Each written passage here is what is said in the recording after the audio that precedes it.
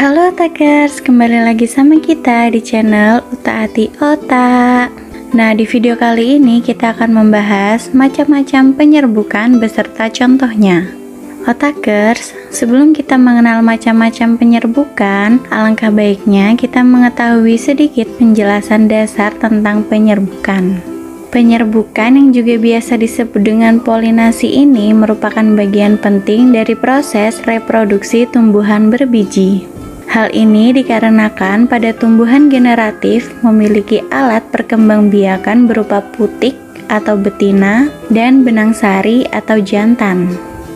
Nah, dengan penyerbukan yang berhasil, proses selanjutnya akan diikuti dengan tumbuhnya buluh serbuk yang memasuki saluran putik menuju bakal biji. Dan di bakal biji inilah proses pembuahan terjadi. Ada beberapa macam penyerbukan yang terjadi pada tumbuhan. Secara umum, klasifikasi penyerbukan dapat dibedakan berdasarkan asal serbuk sari dan juga perantaranya.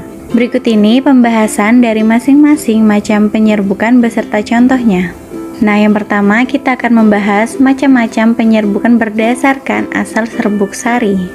Seperti yang kita ketahui, macam-macam penyerbukan berdasarkan asal serbuk sari ini dibedakan menjadi 4 kelompok, yaitu penyerbukan sendiri atau autogami, penyerbukan tetangga atau giotonogami, kemudian penyerbukan silang atau alogami, dan yang terakhir adalah penyerbukan bastar atau hibridogami. Masing-masing ulasan untuk macam-macam penyerbukan berdasarkan asal serbuk sari dapat kita simak pada pembahasan berikut ini. Oke, yang pertama penyerbukan sendiri atau autogami.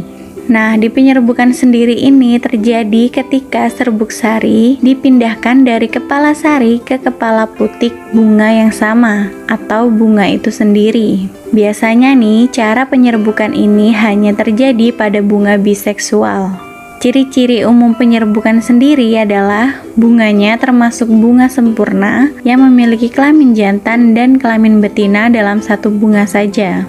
Contoh tumbuhan yang melakukan penyerbukan sendiri antara lain adalah mangga, jambu, bunga turi, bunga sepatu, rambutan, bunga telang, dan masih banyak yang lainnya.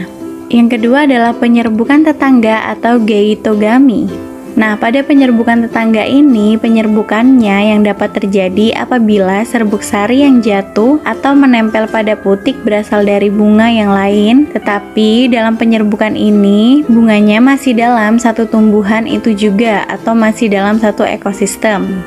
Penyerbukan tetangga ini terjadi karena bunga jantan dan bunga betina pada tumbuhan tersebut tidak berada dalam satu bunga, sehingga membutuhkan dua bunga dalam tumbuhan yang sama untuk melakukan proses penyerbukan.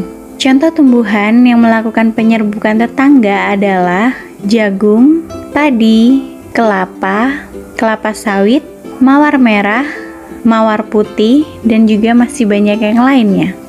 Oke, yang ketiga adalah penyerbukan silang atau alogami atau xenogami. Penyerbukan ini terjadi saat serbuk sari yang jatuh di kepala putik berasal dari tumbuhan lain. Tetapi pada penyerbukan silang ini, tumbuhan lainnya masih dalam satu jenis yang sama.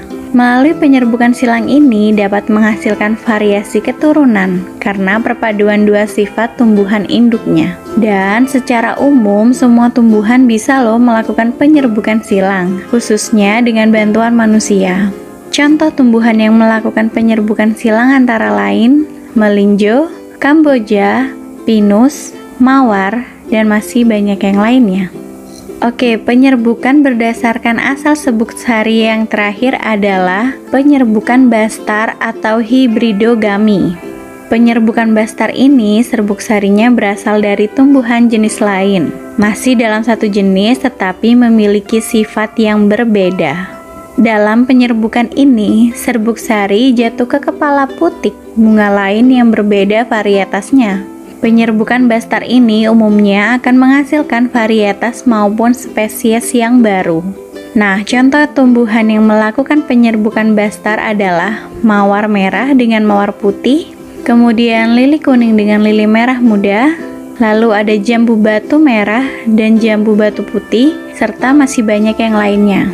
Nah, setelah kita membahas macam-macam penyerbukan berdasarkan dari asal serbuk sarinya, sekarang kita akan membahas macam-macam penyerbukan berdasarkan perantaranya, di mana penyerbukan berdasarkan perantaranya ini terbagi menjadi 4 kelompok juga, yaitu penyerbukan oleh perantara hewan, air, angin, dan yang terakhir adalah penyerbukan oleh perantara manusia. Mari kita simak ulasan untuk masing-masing jenis penyerbukan berdasarkan perantaranya. Yang pertama, penyerbukan oleh angin atau anemofili. Nah, penyerbukan bunga yang dibantu oleh angin ini biasanya memiliki bentuk bunga yang kurang menarik. Selain itu, bunga juga memiliki serbuk sari dengan jumlah yang banyak dan ringan. Sehingga dengan berat serbuk sari yang ringan ini, angin dapat secara mudah menerbangkan serbuk sari terbang ke kepala putik, sehingga terjadilah penyerbukan.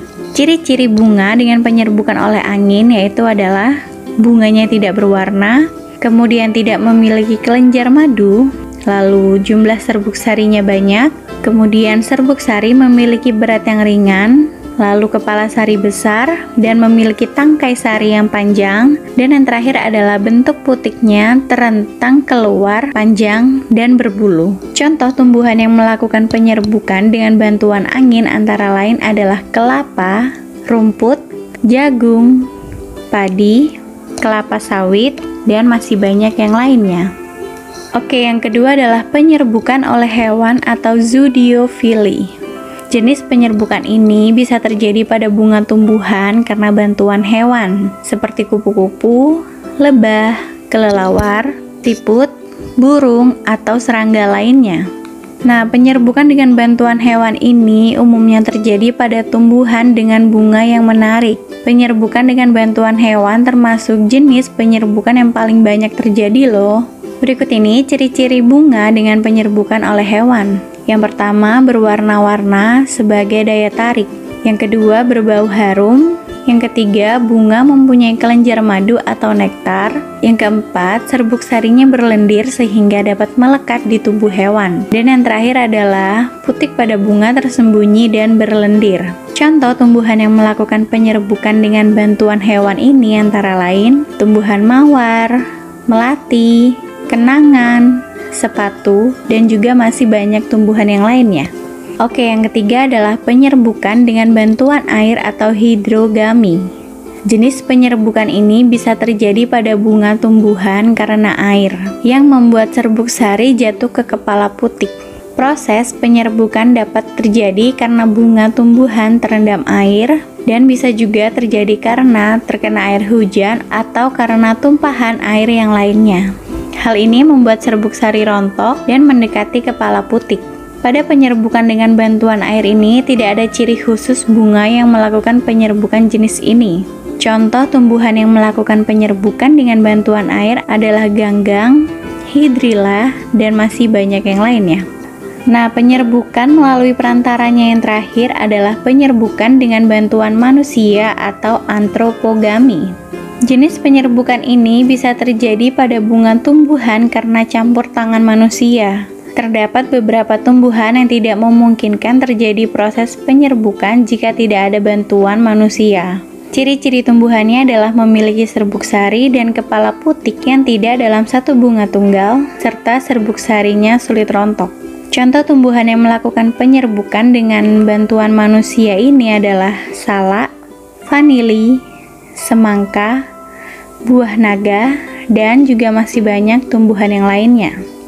Oke otakers, itulah penjelasan macam-macam penyerbukan bunga beserta pengertian, ciri-ciri, dan contohnya, baik berdasarkan asal serbuk sarinya maupun berdasarkan perantara penyerbukannya. Nah, sekarang saatnya teman-teman menjawab soal dari pembahasan yang sudah dibahas pada video ini ya. Pertanyaannya adalah, sebutkan 4 macam penyerbukan pada tumbuhan. Sudah tahu kan jawabannya? Langsung aja yuk tulis jawaban teman-teman pada kolom komentar di bawah ini. Jangan lupa ya untuk mainkan kuisnya dan baca artikelnya hanya di website kita otaatiotak.com. Terima kasih sudah menonton video ini. Kalau teman-teman suka dengan video kita, jangan lupa klik tombol like-nya, kemudian subscribe channel kita, dan pastikan juga aktifkan tombol notifikasinya ya. Salam dari Sabang sampai Merauke.